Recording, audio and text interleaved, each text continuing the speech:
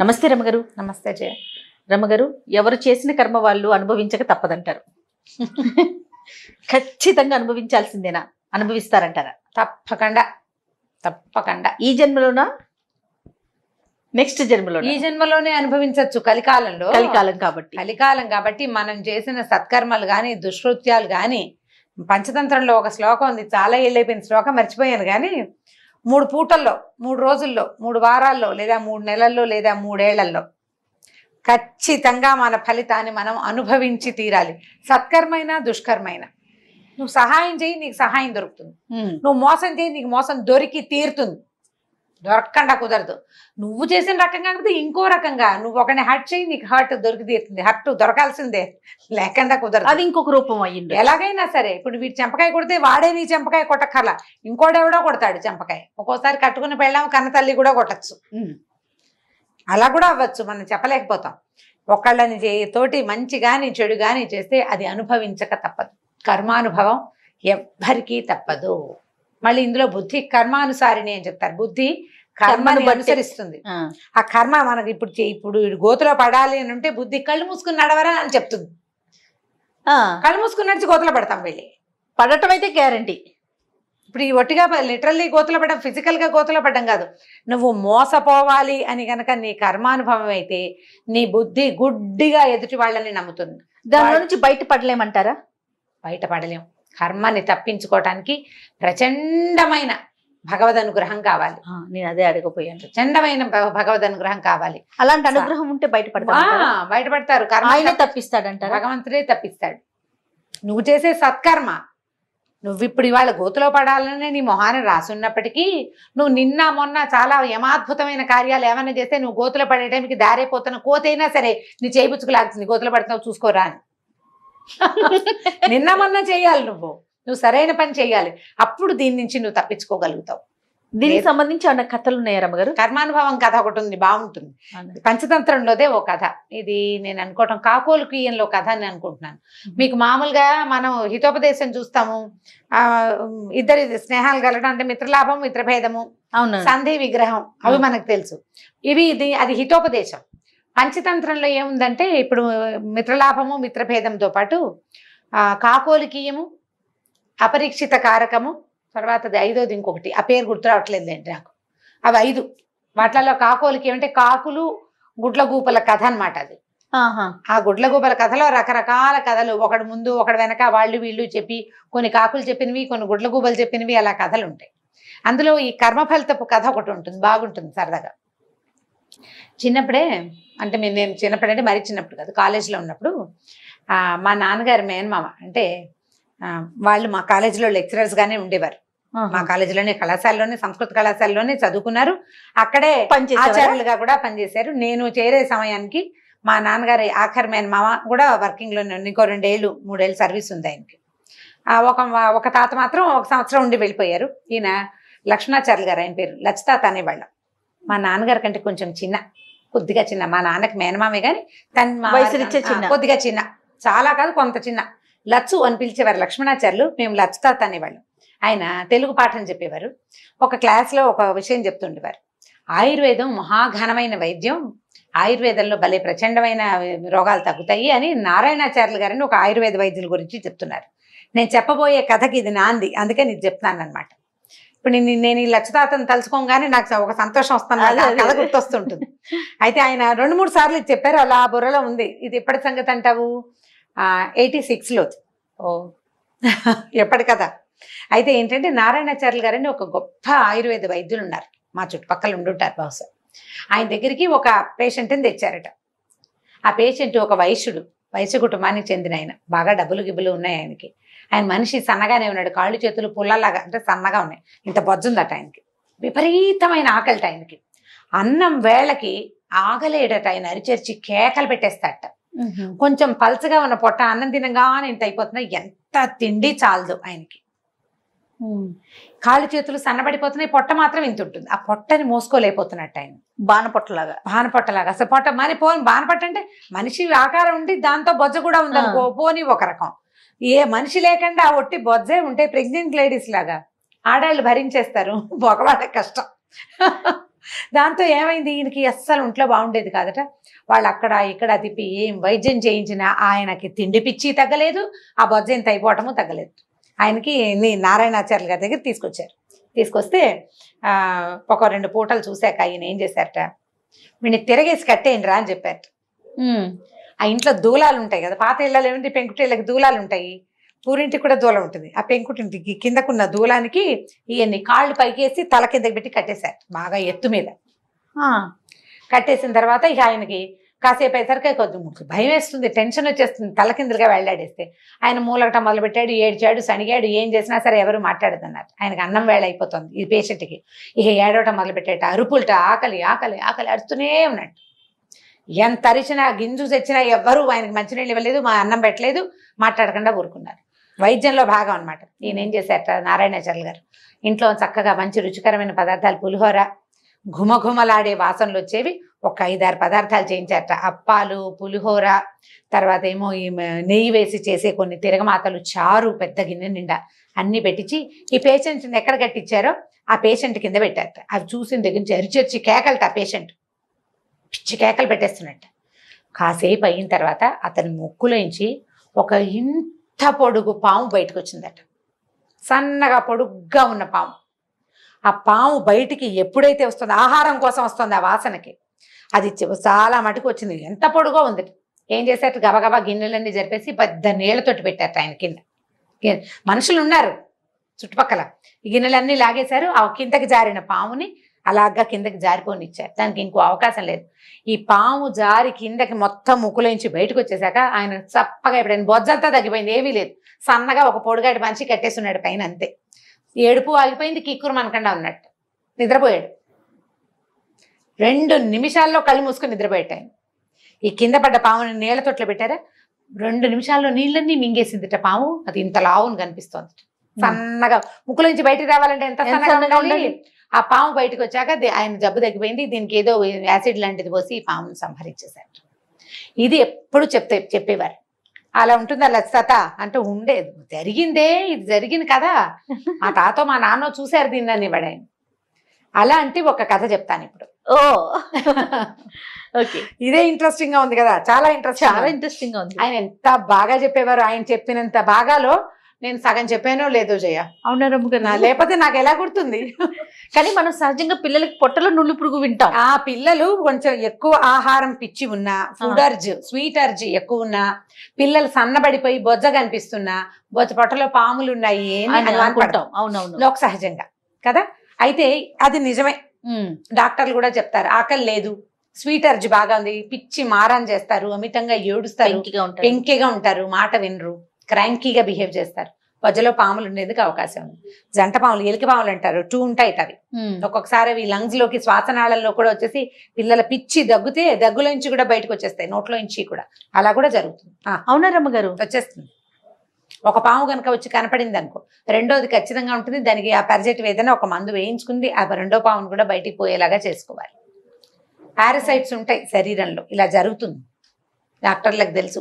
ఎవరి పిల్లలకైనా ఇలాంటి అనుభవం ఉంటే తల్లులకు కూడా తెలుస్తుంది, పెద్ద విశేషం ఏం కాదు. పిల్లలు అతి క్రాంకీగా తిండి తినకుండా, తిండికి సతాయిస్తూ, ఎప్పుడు చాక్లెట్లు, బిస్కెట్. మొన్న మన డాక్టర్ గారు చెప్పారు, నేను మనం హనీని తీసుకువెళ్తే నిదట్లో పళ్ళు కొరుకుతా ఉన్నా కూడా పాములు పురుగు ఉన్నట్లు అనేసి మందు వాడుతా ఉన్నాను. నిద్రలో పళ్ళు కొరుకుతుంటే నులిపురుగులు ఉన్నట్టు. అవునట. దురదలు, ఒంటి దురదలు పెట్టడం, స్కిన్ అలర్జీస్, దురదలు, నడుం కింద భాగంలో అక్కడ దురదొస్తున్న పిల్లలు గోకుతుంటే కూడా అలా ఉండొచ్చు. నెగ్లెక్ట్ చేయకూడదు అనేసి సందర్భంగా ఇది ఒక విషయం అనమాట. ఇలాంటి ఏమైనా కనిపించినా వెంటనే డాక్టర్ని చూడాలి, మంచి తప్పకుండా వెతుక్కోవాలి, అంతే. ఈ కథ ఏంటంటే, పూర్వం ఒక రాజుగారు ఉండేవారు. ఆ రాజుగారికి ఒక కొడుకు పుట్టాడు. అయితే ఇతనికి అతని పొట్టలో ఒక పాము ఉందట. పొట్టలో పాము ఉండి పిల్లాడు చిక్కిపోతూ ఉండేవాడు. 4 రోజులు బాగుండేవాడు, మళ్ళీ ఏదో శుష్కించిపోతూ ఉండేవాడు. పిల్లాడు పెద్దవాడు అయ్యాడు, కానీ చిన్నతనంలో 14-15 ఏళ్ళు వచ్చాక ఇక మెల్లిగా పిల్లాడు బాగా ఎదిగిన దగ్గర నుంచి శుష్కించిపోవటము, ఎప్పుడు అనారోగ్యం, ఎప్పుడు జ్వరం రావటం, ఎప్పుడు కడుపులో నొప్పి, బక్క చిక్కిపోవటం, ఎంత తిన్నా పిల్లవాడు తేహతీగా రాడు. ఎన్ని వైద్యాలో చేయించారట, ఏం చేసినా ఆ జబ్బు వాడికి తగ్గల. ఆ పొట్టలో పాము ఉందని ఎవరికీ తెలియదు. ఆ పిల్లాడికి విసుగు పుట్టిందిట, ఈ జబ్బులు, ఈ వైద్యాలు ఎంతసేపు, నువ్వు రాజవ్వాలి కాబట్టి వైద్యం చేయించుకోవాలని వీళ్ళంతా బలవంతం పెట్టడాలు విసుగు పుట్టి వాడి ఇంట్లో నుంచి వెళ్ళిపోయాడు. వెళ్ళిపోయి ఏదో దేశ దిమ్మరిగా తిరిగేవాడు, ఏదో దొరికింది ఇంత తినేవాడు, అలాగే కడుపు నొప్పిగా ఉంటే ఎక్కడైనా పడుకుని అలాగే చేసేవాడు.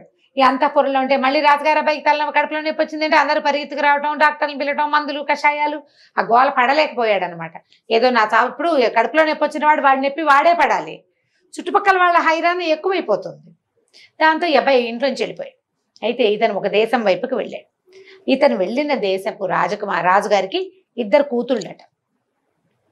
ఆయన రోజు పొద్దున్నే లేచి పిల్లలకు సుప్రభాతం గుడ్ మార్నింగ్ చెప్పుకుంటాం కదా ఇప్పుడు మనం, అట్లా గుడ్ మార్నింగ్ చెప్పేవాడు.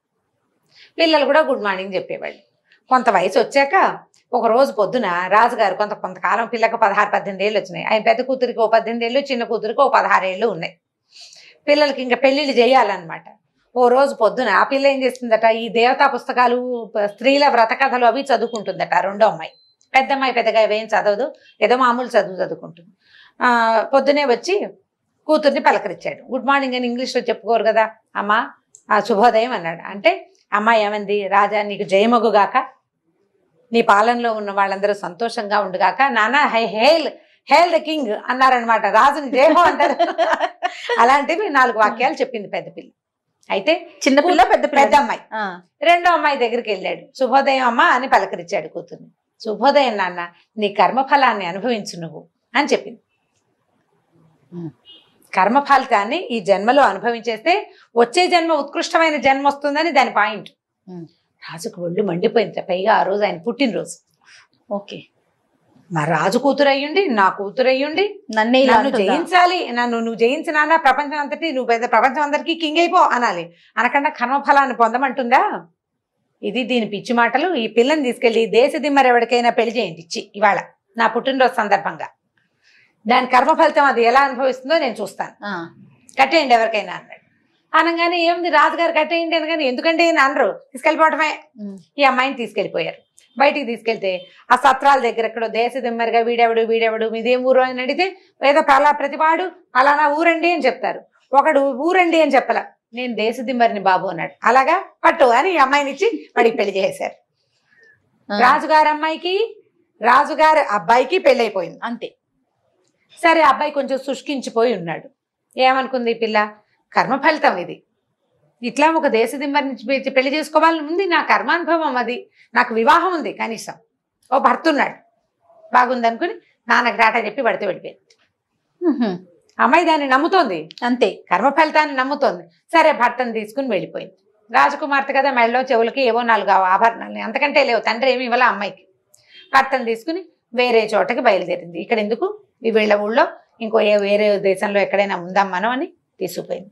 తీసుకెళ్ళి అలా కొంత దూరం వెళ్ళాక ఏం చేసింది, ఈ మెడ చెవులకు ఉన్న ఆభరణాలు చేతుకున్నదో ఏదో ఒక చోట అమ్మేసి డబ్బులు తెచ్చుకుని సామాన్లు అవి ఇవి కొనుక్కుని ఎక్కడైనా అన్నం వండుకు తినడానికి ఆ ఊళ్ళో అమ్మేయటం, కాస్త డబ్బులు తెచ్చుకోవటం, భోజనానికి ఏర్పాటు చేసేది. రాజకుమారుడు శుష్కించుకున్నాడుగా, వాడు ఆ ప్రయత్నం ఏం చేయాలి, పెళ్ళాన్ని వెంట పెట్టుకుని తిరుగుతూ ఉండేవాడు. వీళ్ళు అలా ఒక ఊరు చేరారు. ఆ ఊర్లో ఒక పెద్ద చెరువు గట్టు. ఈ అమ్మాయి ఏమందంటే, ఏమండి చెరువు గట్టు చక్కగా విశాలంగా బాగుంది, ఆ పక్కన ఏదో గుడి కూడా ఉన్నట్టుంది, చెట్లు చాలా హాయిగా ఉన్నాయి, ఇక్కడే 4 రోజులు ఉందాం, వంట చేసుకుని తిందాం, డబ్బులు ఉన్నాయి కదా మన దగ్గర, మొన్న అమ్మేసిన డబ్బులు ఉన్నాయి, నేను ఊళ్ళోకి వెళ్ళి సామాన్లు అవి కొనుక్కొస్తానండి, ఇక్కడే కూర్చోండి, మీకు అసలు ఓపిక లేదని భర్తను ఒక చోట కూర్చోబెట్టి వెళ్ళిపోయి ఊళ్ళోకి వెళ్ళింది. సరే, ఈ అబ్బాయి ఏం చేశాడు, అక్కడ కూర్చున్నాడు, పెట్టి నిద్ర వస్తుంది, తల కింద ఏదైనా పెట్టుకుందాం అనుకున్నాడు, ఏమీ కనపడలా. ఏదైనా కొంచెం సర్వే రాయి లాంటిది ఉంటే తల అనొచ్చు కదా, ఆ పక్కన ఓ ఇంత పుట్ట ఉందట. ఇది వరకు పెద్దదే, ఇప్పుడు చిన్నదైపోయింది. ఆ పుట్టకి కోపులు ఉంటాయి కదా ఇట్లా పైకి, ఆ కోపు కొంచెం వెడల్పుగా బాగుంది. ఇతను ఏం చేశాట, ఆ పుట్ట దగ్గరికి జరిగి పడుకుని ఆ పుట్ట కోపు మీద తలకాయ అంచుకుని నిద్రపోయాడు. అనారోగ్యం, ఓపిక లేదు, నిద్ర వస్తుంది, ఇది పుట్ట పాము వస్తుంది అవన్నీ ఏం ఆలోచించాలి, ఆ పుట్టకి తల అంచి పడుకున్నాడు. ఊళ్ళోకి వెళ్ళింది కదా ఈ అమ్మాయి, సామాన్లు ఏవో పుచ్చుకుని వస్తుంటే దూరం నుంచి చూస్తే హడిలిపోయింది. ఈ పడుకుని నిద్రపోతున్న రాజుగారి అబ్బాయి ముక్కులో నుంచి ఒక సర్పం బయటకు వచ్చింది. సర్పాలు గాలిని పీలుస్తాయని చెప్తారు, గాలిని తీసుకుంటాయి, అంటే వాయుభక్షకులు పాములు అని చెప్తారు, గాలిని తింటాయి అని చెప్తారు. సరిగ్గా అదే సమయానికి ఈ పుట్ట మీద తల అంచుకున్నాడు కదా, దానికి అవతల ఉన్న కోపులోంచి ఒక సర్పం బయటకు వచ్చింది. అది కూడా గాలి కోసమే వచ్చింది. ఈ సర్పము ఒకదాన్నొకటి చూసుకుని బుసలు కొట్టుకున్నాయి. నువ్వెవరంటే నువ్వెవరు. ఈ పాములు చూసేసరికి ఈ అమ్మాయి హడిలిపోయిన దగ్గరికి వెళ్తే ఆ పాము కాటేస్తుందో ఈ పాము ఏం చేస్తుందో మొగుడిని. సరే దగ్గరలో కొంచెం యువతలకి ఒక రావి చెట్టు ఉందిట. ఆ చెట్టు దగ్గర నిలబడి చూస్తోంది ఏం జరుగుతుంది. ఇతను మెల్లిగా ఇతను నిద్రపోతున్నాడు. చల్లగా అది లోపలికి వెళ్ళిపోయి ఇది బయటికి వెళ్ళిపోయి ఏదైనా అయ్యిందనుకో అప్పుడు వెళ్ళి భర్తను లేపచ్చు. సామాన్యుని పక్క పెట్టుకుని నిశ్శబ్దంగా చూస్తాను. చూస్తుంటే ఈ పుట్టలో ఉన్న పామంది, ఏమై నీ బుద్ధుందా అసలు? బంగారంలో ఉన్నాడు రాజకుమారుడు మెరిసిపోతూను, పాపం అంగాంగం క్షీణించిపోయి ఉంది. ఇంత సర్వలక్షణ సంపన్నంగా ఉండవలసిన వాడిని వాడి పొట్టలో చేరి ఇట్లా పాడు చేస్తున్నావు, నీకు బుద్ధి లేదు అని పొట్టలో ఉన్న పాముని పుట్టలో ఉన్న పాము అడిగింది. అడిగేసరికి ఈ పొట్టలో నీకేం పోయింది, ఎప్పుడో చిన్నప్పుడు చేరాను నేను, అప్పటి నుంచి హాయిగా వాడు తినేవన్నీ తింటూ సుఖంగా ఉన్నా, పెరిగి పెద్ద అయ్యాను, నా దారి నేను హాయిగా ఉన్నా. అయితే నువ్వు మాత్రం నీ పుట్టలో 2 పెద్ద పెద్ద బంగారపు బిందెలు లేవు, వాటి మీద చుట్టూ కూర్చున్నావు, ప్రజల్లో ఒక్కడికి కూడా ఉపయోగపడనివ్వలేదు, నువ్వు పెద్ద గొప్ప ఏమిటి నాకంటే అనేసరికల్లా 2 పోట్లాడుకుంటాయి. పావుకి ఏమర్థమైంది, ఓహో ఈవిడ ముక్కు దగ్గర ఉన్న పాము బయట నుంచి వచ్చిన పాము కాదు, పొట్టలో ఉన్న పామేను. ఆమెకు అర్థమైంది. ఈ పుట్టలో ఉన్న పాము కింద 2 బంగారపు బిందెలు ఉన్నాయి.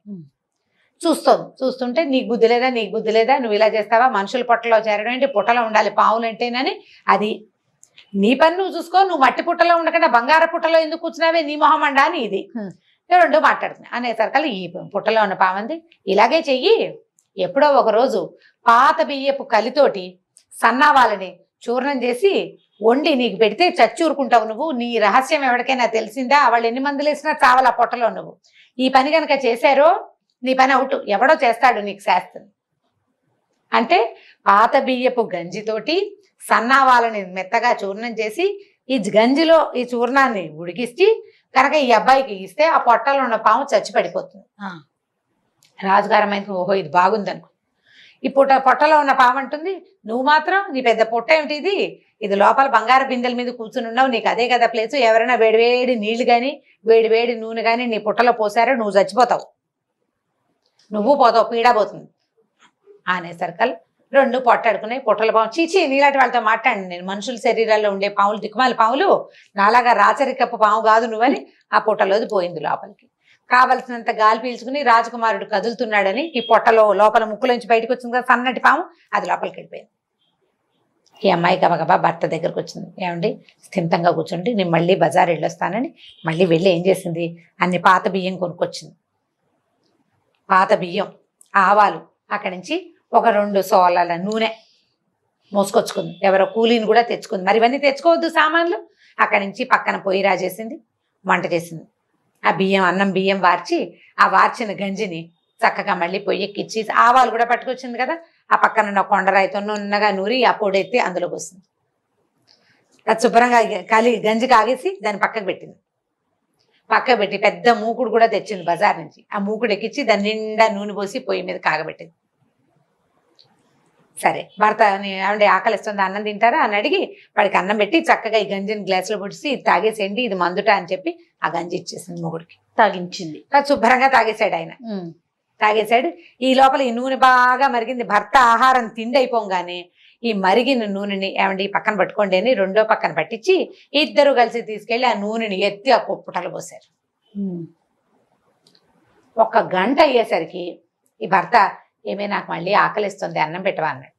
అప్పుడు ఇంతే అన్నం తిన్నాడు, గంజి తాగాడు. పొట్టలో పాము చచ్చిపోయింది. మొహం కింద ఇట్లా కళ్ళ కింద చారులు అవి ఉండేవి. 1 పూటలో నార్మల్ అయిపోయాడు. అక్కడి నుంచి పాము కాస్త పోయింది. మెల్లిగా నాకు కడుపులో నొప్పి వస్తుంది, నేను ఎక్కడికైనా వెళ్తానని చెరువు దగ్గరికి వెళ్ళొచ్చాడు. మోషన్లో పాము పడిపోయింది బయటికి. వెంటనే వీళ్ళు స్థిమిత పడిపోయారు. ఈ అమ్మాయి ఏమందంటే, ఏమండి 2 కర్ర పుల్లలు పట్టుకురండి, ఈ పుట్ట తవ్వుదాము, ఇందులో ఒక రహస్యం ఉందని భర్త తను కలిసి శుభ్రంగా తవ్వారు. ఆ లోపల పెద్ద పాము చచ్చిపడింది. దాని కింద 2 ఇంత బంగారు బిందెలు ఉన్నాయి, నిండా వజ్రాలు అవి ఉన్నాయి. ఈ అమ్మాయి ఏం చేసింది, భర్త స్వస్థత చెందిపోయాడు కదా, అక్కడి నుంచి ఈ బిందెల్ని తను తెచ్చుకున్న సామాన్లలో కామ్గా కలిపేసి ఊళ్ళోకి పోయి ఓ బండి మాట్లాడుకుని భర్తను ఆ బండి ఎక్కించి పదండి మన ఊరు వెళ్ళిపోదామని భర్త తాలూకు రాజ్యానికి తీసుకెళ్ళిపోయింది. 2 బంగార బిందెలతోటి ఆరోగ్యం చేకూరి వెనక్కి వచ్చిన రాజకుమారుని చూసి ప్రజలందరూ ఆశ్చర్యపోయారు. అమ్మాయి ఎంత బాగుందో, ఇదేం దారిపోయే అమ్మాయి కాదు, ఫలానా రాజుగారి కూతురు కూడా. అదే ఆ అమ్మాయి కర్మ ఫలాన్ని ఎలా అనుభవించింది, దేశదిమ్మరిని పెళ్లి చేసుకుని చివరికి వాడి అనారోగ్యాన్ని ఆ పక్కనున్న అనారోగ్యాన్ని తగ్గించుకుని పక్కనున్న దారిపోతున్న చోట ఉన్న దాని బంగారాన్ని కూడా స్వాధీనపరుచుకుని తన రాజ్యానికి తను వెళ్ళిపోయింది. ఆ అబ్బాయికి భార్య కదా, రాజ్యానికి రాణి కదా అమ్మాయి. ఆ రకంగా కర్మ ఫలితం అలా వెతుక్కుంటూ వస్తుంది. మరి వాళ్ళ నాన్న గురించి చెప్పింది కదండి, రాజుగారి గురించి. అవును, రాజు ఆయన ఏం చేశాడు, కూతుర్ని దేశదిమ్మరికి ఇచ్చిన పేరు పోతుందా, రాజు జన్మలో పోగొట్టుకోగలదా దాన్ని? ఓకే, ఆ కర్మ అనుభవించాడు. ఆ కర్మ ఆయన అనుభవిస్తాడు. కూతురు వెళ్ళిపోయిన దుఃఖం, తను శపించి నాశనం కావాలని కోరుకున్న కూతురు రాణి అయిపోయింది. ఆ పెళ్లి తను చేసినట్టు కాల, ఎప్పటికీ ఆ చెడ్డ పేరు ఆయన పోగొట్టుకోలేడు. దేశదిమ్మరికి పిల్లనిచ్చిన ఇది పోతుందా? పోదు కదా. ఆయన కర్మఫలం అది. ఈ అమ్మాయి కర్మఫలం ఏంటంటే కర్మ ఫలితాన్ని అనుభవించి తీరాల్సిందేనని దొరికిన భర్తతోటి సంతోషంగా అతని వెనకాల వెళ్ళినందుకు ఆ అమ్మాయికి ఇది దొరికింది. అమ్మ ఫలితం అది జరగాలి కాబట్టి ఇది జరిగింది అనమాట. కాబట్టి ఇవన్నీ లింక్డ్ గా జరుగుతాయి. ఇప్పుడు రాజకుమారుడి ముక్కులోకి పాము ఎలా వచ్చింది అని ఎవరైనా అడుగుతారని ముందు మా లక్షతాత కథ చెప్పాను అనమాట. నిజంగా అలా వస్తాయి అంటారా రమ్మగారు? అది జరిగిందట. ఇది ఎప్పటి సంగతో కదా, 100, 200, 150 ఏళ్ల క్రితం ఎప్పుడో జరిగింది. కానీ ఇప్పుడున్న మన ఈ సైన్స్ కి అంత దాకా రాకుండా, అంత దాకా అంటే ఇప్పుడు క్యారెట్లలోనూ ఆకుకూరల్లో వచ్చిన పురుగులు మెదడులో చేరిపోతున్నాయని, సన్నగా అది ఇంత పొడుగుందని, ఆయన ఎవరో క్రికెటర్ వాళ్ళ అమ్మకో ఇక్కడ ఎక్కడి నుంచో తీసారని, ఇక్కడ ఒక గుబ్బలాగా వచ్చిందట ఆవిడికి తెత్తున. అది ఏంటంటే ఈ పాము, లద్దె పురుగు లాంటిది, ఒక సన్న పురుగు ఏదో అంటారు, టేప్ వాము ఏంటో పేరు గుర్తులేదు నాకు. అది తీసారు. దానివల్ల ఆవిడకి విపరీతమైన తలనొప్పి వచ్చేదట. పొట్టలోకి వెళ్ళిన పాము మెదడు దగ్గరికి ఎలా చేరింది అంటే జరగచ్చు కదా. అంతే, ఇలాంటి ప్రూఫ్స్ ఉన్నాయి, కొన్ని కనపడుతున్నాయి. ఇంత బారెడు పాము ఆహారం కోసం బయటికి రాలేదేమో గానీ బ్రెయిన్ లో ఉండి తలనొప్పిని తెచ్చింది. అది మనం చెప్పలేకపోతాం కదా. అవును, కానీ ఏదేమైనా పొట్టలో పురుగులు ఉంటే మాత్రం పిల్లల్ని మనం చాలా జాగ్రత్తగా చెవిలోకి కూడా కొన్ని రకాల దోమలు వెళ్ళిపోయి గుడ్లు పెట్టేస్తాయి జయ. అలా కూడా జరుగుతుంది. అలాంటి ఒక కేసు కూడా నేను చదివాను, అమెరికాలో ఎక్కడో జరిగిందని. అమ్మాయి చెవిలో ఇవి ఉన్నాయట, లార్వాలు ఉన్నాయట. రేర్ కేసులే కానీ జరుగుతాయి. మనం ఇప్పుడు చూడండి, అడవుల్లో అక్కడ తిరగడానికి వెళ్ళినప్పుడు చెవుల్లో కాటన్ పెట్టుకోవాలని చెప్తారు ఖచ్చితంగా కదా. బట్ జాగ్రత్తగా ఉండాలి. పిల్లల పొజల్లో ఉంటే ఇంతంత అవ్వవు, కానీ జాగ్రత్త పడడం మంచిది. రైట్. కానీ స్టోరీ కూడా చాలా బాగుంది రమ్మగారు, మంచి ఇంట్రెస్టింగ్ అనిపించింది. రైట్ అండి, నమస్తే జయ. ఈ వీడియో కనుక మీకు నచ్చినట్లయితే లైక్ చేయండి, షేర్ చేయండి. మరిన్ని వీడియోస్ కోసం మా ఛానల్ని సబ్స్క్రైబ్ చేసుకోండి.